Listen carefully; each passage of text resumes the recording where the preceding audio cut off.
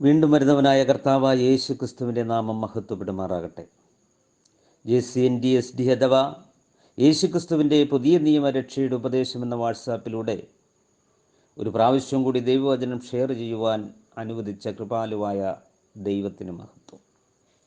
അവസരം നൽകിയ അഡ്മിന്മാർക്കും എന്നെ ശ്രമിക്കുന്ന എല്ലാ പ്രിയപ്പെട്ടവർക്കും യേശു ക്രിസ്തുവിൻ്റെ നാമത്തിൽ എൻ്റെ സ്നേഹവന്ദനം. ഇന്ന് നാം മത്തായി എഴുതിയ സുവിശേഷത്തെ ആസ്പദമാക്കി ചിന്തിക്കുവാൻ കർത്താവിൽ ശരണപ്പെടുകയാണ്. ലോകസംഭവങ്ങൾ കർത്താവായ യേശു ക്രിസ്തുവിൻ്റെ വരവ് വിളിച്ചറിയിക്കുമ്പോൾ സത്യദൈവത്തെ തിരിച്ചറിഞ്ഞ് നിത്യത പ്രാപിപ്പാൻ ദൈവം നമ്മളെ ഓരോരുത്തരെയും സഹായിക്കുമാറാകട്ടെ. മത്തായി എഴുതിയ സുവിശേഷം അതിൻ്റെ 1-ാം അധ്യായത്തിൻ്റെ 1-ാം വാക്യത്തെ ആധാരമാക്കിയാണ് നാം ഇന്ന് ചിന്തിക്കുന്നത്. അബ്രഹാമിൻ്റെ പുത്രനായ ദാവീദിൻ്റെ പുത്രനായ യേശു ക്രിസ്തുവിൻ്റെ വംശാവലി. ഈ സുവിശേഷത്തെ പറ്റി അല്പമായി നമുക്ക് വിലയിരുത്താം. ഒന്നാമതായി, മത്തായി എഴുതിയ സുവിശേഷം എഴുതിയത് ലേവി എന്ന മറുപേരുള്ള മത്തായി ആകുന്നു. പേരിൻ്റെ അർത്ഥം യഹോവയുടെ ദാനം എന്നാകുന്നു. മത്തായി ഒരു യഹൂദനും റോമൻ ഗവൺമെൻറ്റിൻ്റെ ചുങ്കം പിരിക്കുന്നവനുമായിരുന്നു. ചുങ്കം പിരിക്കുന്നവരെ പൊതുവേ യഹൂദന്മാർ വെറുത്തിരുന്നു എന്നുള്ളതാണ്. രണ്ടാമതായി, പുതിയ നിയമത്തിൽ അപ്പോസ്തലന്മാരുടെ പേര് പറയുമ്പോൾ മർക്കോസ്, ലൂക്കോസിൽ 7-ാമതും മത്തായി 10, അപ്പോസ്തല പ്രവൃത്തി എന്നിവയിൽ 8-ാമതും ചേർത്തിരിക്കുന്നു.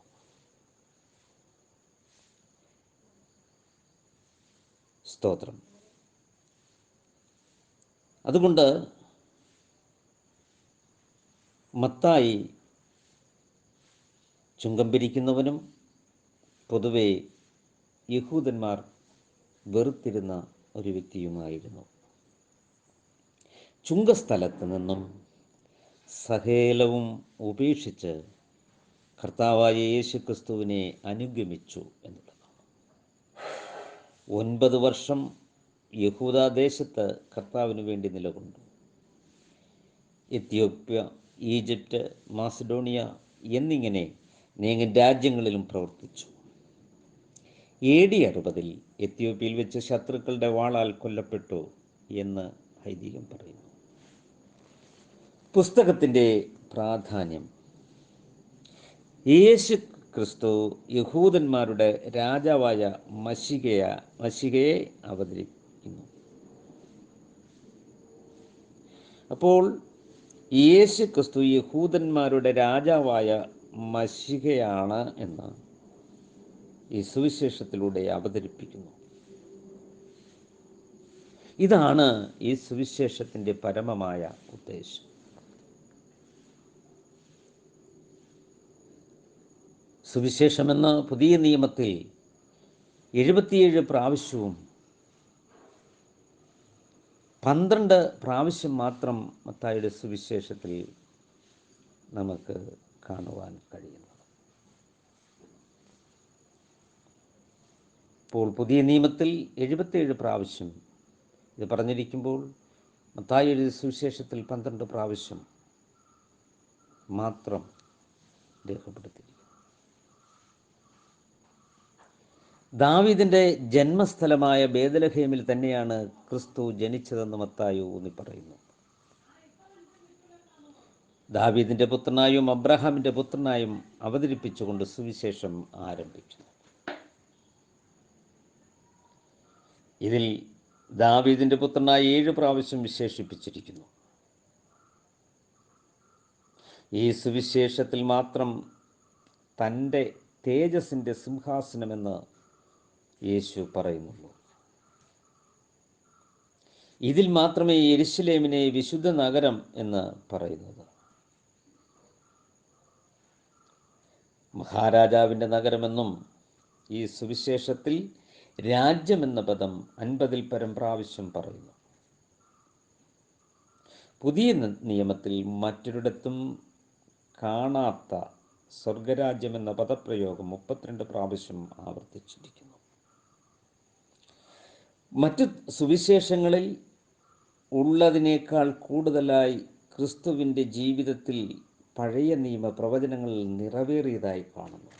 11 പ്രാവശ്യം യഹൂദനെ കണ്ടുകൊണ്ട് എല്ലാവർക്കും വേണ്ടി സ്തോത്രം ഈ സുവിശേഷം എഴുതപ്പെട്ടിരിക്കുന്നു. സുവിശേഷങ്ങളിൽ ആദ്യം എഴുതപ്പെട്ടത് മർക്കോസിൻ്റെ സുവിശേഷമാണ് എന്ന് കരുതുന്നു.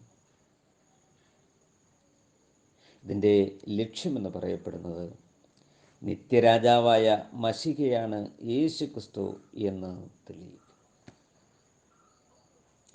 എഴുതിയ കാലം, സ്ഥലം, കാലപരിധി എഴുത്തുകാരൻ AD 58 യഹൂദിയിൽ വെച്ച് ഏകദേശം 34 വർഷത്തെ ചരിത്രം ഇതിൽ കാണും. BC 4 AD 30 വരെയുള്ള കാലഘട്ടം. ലേവി എന്ന മറുപേരുള്ള മത്തായി സ്തോത്രം ഇതിൽ.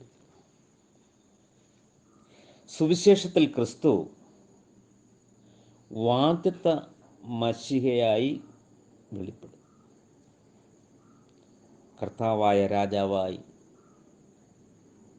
കാണുന്നു.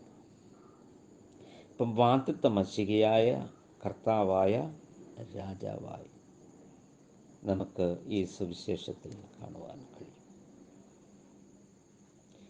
ഇതിനെ വിഭജിച്ചാൽ രാജാവിനെ ഇതിൽ അവതരിപ്പിക്കുന്നു. വംശാവലി, ആദ്യകാല ജീവിതം 1-ാമത്തെ ചാപ്റ്റർ മുതൽ 4-ാമത്തെ അധ്യായം വരെ.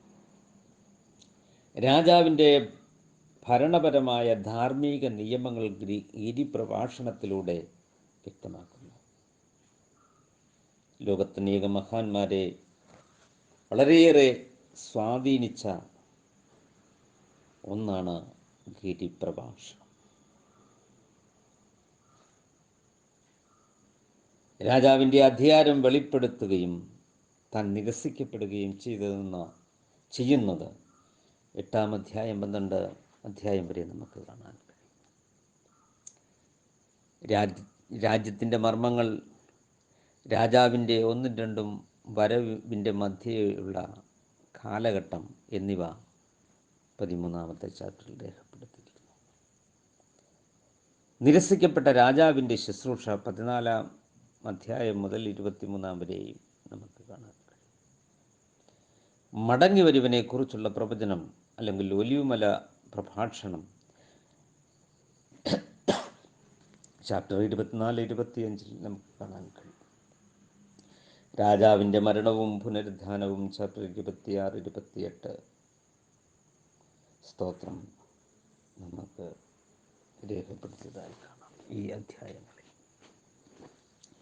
ഒറ്റ നോട്ടത്തിൽ നമ്മൾ ഈ സുവിശേഷത്തെ നമ്മൾ കാണുമ്പോൾ 40-ാമത്തെ പുസ്തകമാണ്. അധ്യായങ്ങൾ 28, വാക്യങ്ങൾ 1071, ചോദ്യങ്ങൾ 177, പഴയ നിയമ പ്രവചനങ്ങൾ 25, പുതിയ നിയമ പ്രവചനം 47, ചരിത്രപരമായ വാക്യങ്ങൾ 815, പ്രവചനപരമായ വാക്യങ്ങൾ 256. സുവിശേഷങ്ങളുടെ അല്ലെങ്കിൽ പുതിയ നിയമത്തിൻ്റെ പരമപ്രധാന ഭാഗമാണ് ക്രിസ്തുവിൻ്റെ ജീവചരിത്രം. അപ്പോൾ ഈ സുവിശേഷങ്ങളുടെ പരമപ്രധാനമായ ഭാഗമാണ് ക്രിസ്തുവിൻ്റെ ജീവചരിത്രം.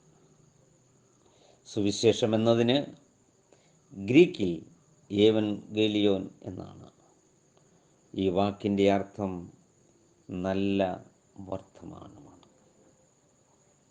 ഇതിലൂടെ ന്യൂസ് എന്നുള്ളതായ ഒരു വിഷയം നമുക്ക് പിന്നീട് ഒരു പ്രസംഗ വിഷയമായി നമുക്ക് കേൾക്കേണ്ടതുണ്ട്. എന്താണ് വാർത്ത? യേശുക്രിസ്തു മൂലമുള്ള രക്ഷ എന്നതാണ് ഈ 4 സുവിശേഷങ്ങളുടെയും കേന്ദ്ര വിഷയമൊന്നാണെങ്കിലും ഇതിൻ്റെ ക്രമീകരണം വ്യത്യസ്തമാണ്.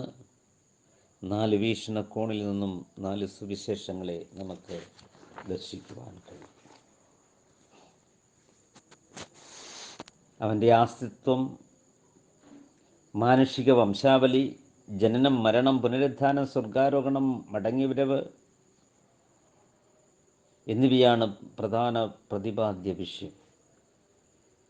സ്തോത്രം. ന്യായവിധി എന്നൊക്കെയും സ്വർഗം, നരകം, ഇങ്ങനെ തുടങ്ങി എല്ലാ വിഷയങ്ങളും ഇതിൽ കാണാം. ഇസ്രയേലിൻ്റെ ചരിത്രം, ഭൂതം, ഭാവി, വർത്തമാനം,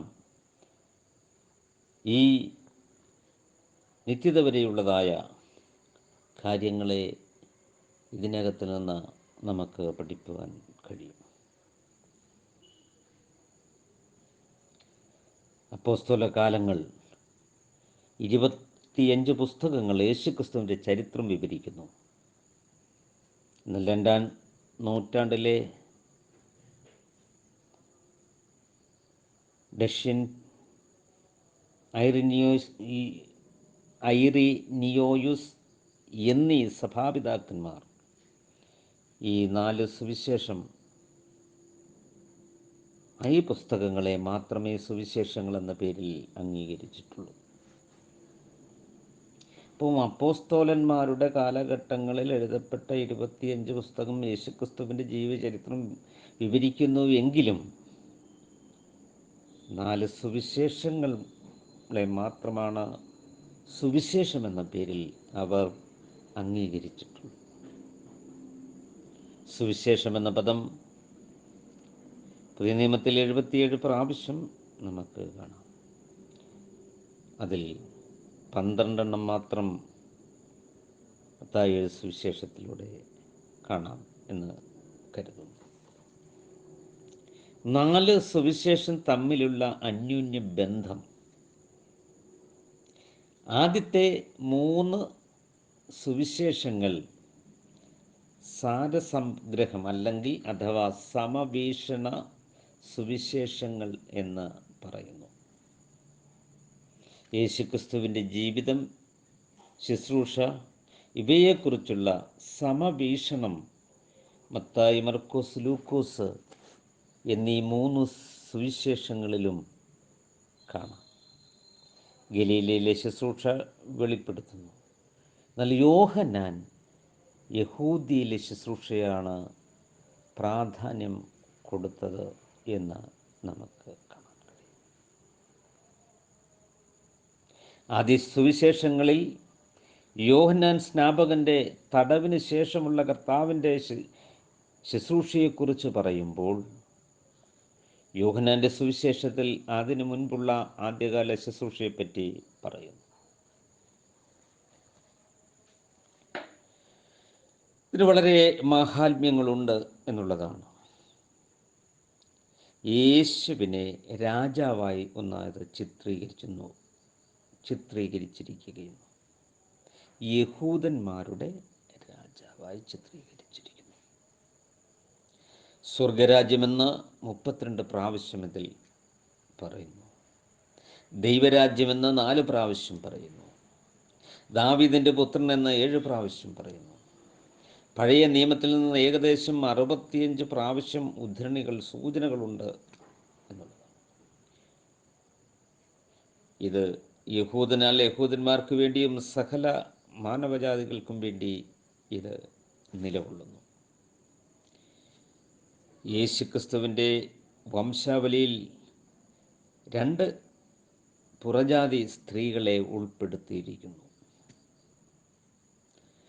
പുറജാതികളായ വിദ്വാൻമാരുടെ ആഗമനത്തെ ഇതിൽ രേഖപ്പെടുത്തിയിരിക്കുന്നു. സ്തോത്രം. യേശുവിൽ ജാതികൾ പ്രത്യാശ വയ്ക്കും എന്ന് എഴുതപ്പെട്ടിരിക്കുന്നു. രാജ്യത്തിൻ്റെ പുത്രന്മാർ തള്ളപ്പെടും എന്ന് എഴുതിയിരിക്കുന്നു. പ്രഭാഷണം ഗാന്ധിയെ ഏറ്റവും കൂടുതൽ സ്വാധീനിച്ചു എന്നത് വ്യക്തമാണ്. അനേകരെയും പല മഹാന്മാരെയും സ്വാധീനിച്ചിരിക്കുന്നു. 12 പേരോടുള്ള പ്രബോധനം, സ്വർഗരാജ്യത്തെക്കുറിച്ചുള്ള ഉപമ, താഴ്മ, ക്ഷമ എന്നിവയെക്കുറിച്ച് പരീശന്മാരെയും ശാസ്ത്രിമാരെയും ശാസിക്കുന്നത്, ഒലിവുമല പ്രഭാഷണം എന്നിവ നമുക്ക് കാണുവാൻ കഴിയും. യേശുക്രിസ്തുവിൻ്റെ 35 അത്ഭുത പ്രവൃത്തികളിൽ 20 മത്തായി എഴുതിയ സുവിശേഷത്തിൽ കാണാം. യേശു പറഞ്ഞ 17 ഉപമകളിൽ 11 മത്തായി എഴുതിയ സുവിശേഷത്തിൽ. ദൈവത്തിൻ്റെ ഹൃദയമാണ് ബൈബിൾ. ഒറ്റവാക്കിൽ ബൈബിൾ ക്രിസ്തുവാണ്. അതിൽ വചനമുണ്ടായിരുന്നു, വചനം ദൈവത്തോടു കൂടെയായിരുന്നു, വചനം ദൈവമായിരുന്നു. വചനം ജഡമായി തീർന്ന കൃപയും സത്യവും നിറഞ്ഞവനായി നമ്മളുടെ ഇടയിൽ പാർത്തു. എബ്രായ പദമായ യോശുവ എന്ന പദത്തിൻ്റെ ഗ്രീക്ക് രൂപമാണ് യേശു.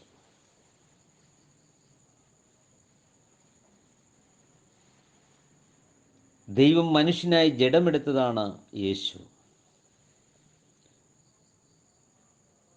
യെശയ്യാപ്രവചനം 7-ാം അധ്യായത്തിൻ്റെ 14, യോഹന്നാൻ 1:14, എബ്രായർ 2:14, യെശയ്യാപ്രവചനം 9-ാം അധ്യായത്തിൻ്റെ 6, സങ്കീർത്തനം 2, ഉൽപ്പത്തി 3:15 ഒക്കെ നമുക്ക് വായിക്കുമ്പോൾ അതിൽ നിന്നും സ്തോത്രം നമുക്ക് ദൈവത്തിൻ്റെ പുത്രനായി വന്ന കർത്താവായ യേശു ക്രിസ്തു ദൈവമാകുന്നു എന്ന് വെളിപ്പെടുന്നു. ബൈബിളിലെ ഏറ്റവും വലിയ അറിവ് എന്ത് എന്ന് ചോദിച്ചാൽ, യേശു ക്രിസ്തുവിനെയും പിതാവിനെയും അറിയുന്നത് തന്നെയാണ് നിത്യജീവൻ.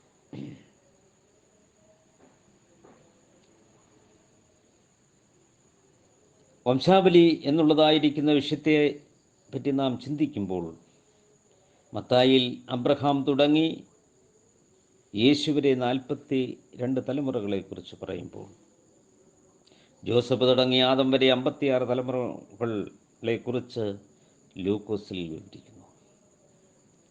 മത്തായിയിൽ 4 സ്ത്രീകളെ എടുത്തു പറയുന്നു വംശാവലി. രാഹബ്, രൂത്ത്, താമാർ, ഉരിയാവിൻ്റെ ഭാര്യ ബർശേബ എന്നിവരെ ഉൾപ്പെടുത്തിയിരിക്കുന്നു. സിക്രിയ പ്രവചനം 9-ാം അധ്യായത്തിൻ്റെ 9 യേശുവിനെ രാജാവായി ആ പ്രവചനത്തെ ആസ്പദമാക്കി യഹോവ യഹൂദന്മാരുടെ രാജാവ് ആയിരിക്കുന്നത് യേശു യഹൂദന്മാരുടെ രാജാവെന്ന് രേഖപ്പെടുത്തിയിരിക്കുന്നു. നമ്മൾ സ്തോത്രം 22-മതായി പുത്രത്വം സംബന്ധിച്ച് 14 സാക്ഷ്യങ്ങളെ നമുക്ക് കാണാം. ദൈവത്തിൻ്റെ പുത്രൻ എന്ന് 47 പ്രാവശ്യം, ഏകജാതനായ പുത്രൻ എന്ന് 5 പ്രാവശ്യം, എൻ്റെ പുത്രൻ, അവൻ്റെ പുത്രൻ, പുത്രൻ എന്നിങ്ങനെ 24, 34, 8 എന്നിങ്ങനെ നിലയിൽ കാണുവാൻ കഴിയും. ദൈവത്തിൻ്റെ പുത്രൻ 47, ഏകജാതനായ പുത്രൻ 5, എൻ്റെ പുത്രൻ 8, അവൻ്റെ പുത്രൻ 24, പുത്രൻ 34 പ്രാവശ്യം. ദൈവപുത്രൻ, മനുഷ്യപുത്രൻ, അബ്രഹാമിൻ്റെ പുത്രൻ, ദാവീദിൻ്റെ പുത്രൻ എന്നിങ്ങനെ 4 പുത്രത്വത്തെക്കുറിച്ച് വിശകലനമായി നമുക്ക് ചിന്തിക്കണം. ദാവീദിൻ്റെ പുത്രൻ എന്ന് 9 പ്രാവശ്യം നമുക്ക് കാണുവാൻ കഴിയും. യേശു നമ്മൾ വായിക്കുന്ന പ്രധാനപ്പെട്ട, ചിന്തിക്കുന്ന പ്രധാനപ്പെട്ട ഭാഗങ്ങളിലേക്ക് നാം കടക്കുകയാണ്. ഇതാകുന്നു അബ്രഹാമിൻ്റെ പുത്രനായ, ദാവീദിൻ്റെ പുത്രനായ യേശു ക്രിസ്തുവിൻ്റെ വംശാവലി. യേശു ക്രിസ്തു ലൂക്കോസ് സുവിശേഷം അതിൻ്റെ 20-ാം അധ്യായത്തിൻ്റെ 41 മുതൽ 44 വരെ നമ്മൾ വായിക്കുമ്പോൾ,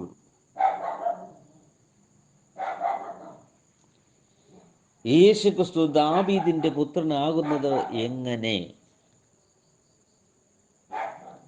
യേശു ക്രിസ്തു പരിശുദ്ധാത്മാവിൽ കർത്താവെന്ന് സംബോധന ചെയ്യുന്നു എന്ന് അവിടെ രേഖപ്പെടുത്തിയിരുന്നു. അതുകൊണ്ട് ഞാൻ ദാവീദിൻ്റെ പുത്രൻ ആകുന്നത് എങ്ങനെ? യഹൂദന്മാരുടെ ജീവചരിത്രം നമ്മൾ പരിശോധിച്ചാൽ ഒരു വംശാവലി എഴുതുന്നതായി നമുക്ക് കാണുവാൻ കഴിയും. അതുകൊണ്ട് യേശു ചോദിക്കുന്നത്, ദാവീദിൻ്റെ പുത്രനോ?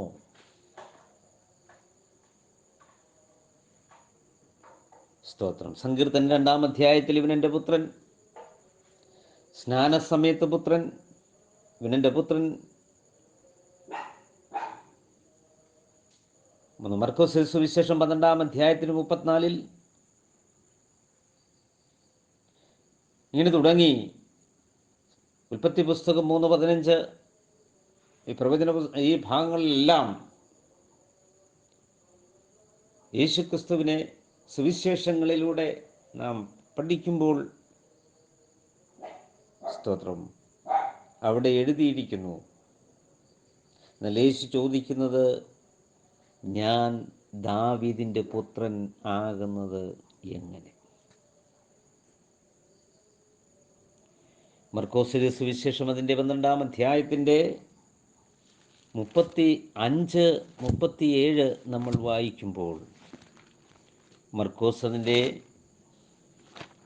12-ാം അധ്യായത്തിൻ്റെ 35-37 വരെ നമ്മൾ വായിക്കുമ്പോൾ അവിടെ ഇങ്ങനെ കാണുവാൻ കഴിയും. യേശു ദേവാലയത്തിൽ ഉപദേശിച്ചുകൊണ്ട് പറഞ്ഞു തുടങ്ങിയത്, ക്രിസ്തു ദാവീദിൻ്റെ പുത്രൻ എന്ന് ശാസ്ത്രിമാർ പറയുന്നത് എങ്ങനെ? കർത്താവിൻ്റെ കർത്താവിനോട്, ഞാൻ നിൻ്റെ ശത്രുക്കളെ നിൻ്റെ പാദപീഠമാക്കുവോളം എൻ്റെ വലത്ത് ഭാഗത്തിരിക്ക എന്ന് അരുളിച്ചെയ്തു എന്ന് ദാവീദ് താൻ പരിശുദ്ധാത്മാവിലായി പറയുന്നു.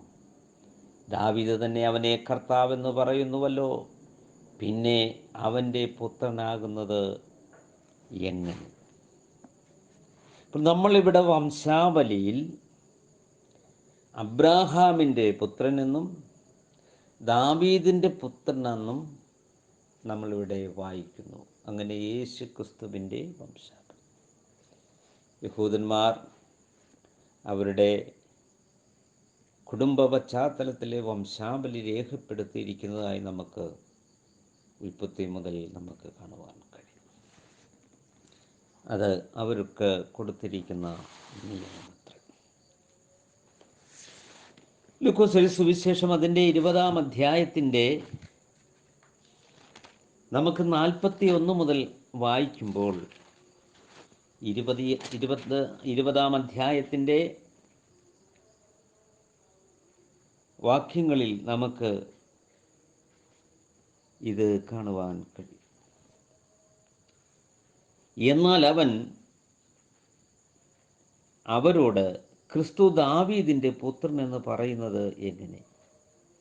കർത്താവിൻ്റെ കർത്താവിനോട്, ഞാൻ നിൻ്റെ ശത്രുക്കളെ നിൻ്റെ പാദപീഠമാക്കുവോളം വലത്ത് ഭാഗത്തിരിക്ക എന്ന് അരുളിച്ചു എന്ന് സങ്കീർത്തന പുസ്തകത്തിൽ ദാവീദ് തന്നെ പറയുന്നുവല്ലോ.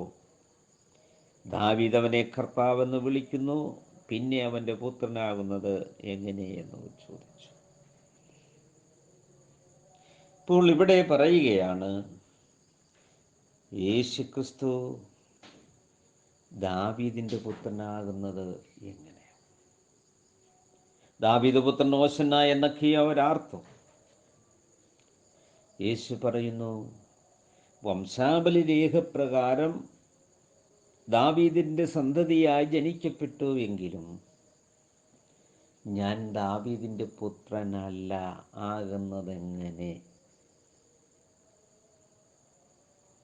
നമുക്ക് വിശകലനമായ ചിന്തയ്ക്കായി ഈ പുത്രത്വത്തെക്കുറിച്ച് അടുത്ത ദിവസങ്ങളിൽ നമുക്ക് വ്യക്തമായി ചിന്തിക്കാമെന്ന് ഞാൻ കർത്താവിൽ ശരണപ്പെടുകയാണ്, ആഗ്രഹിക്കുകയാണ്.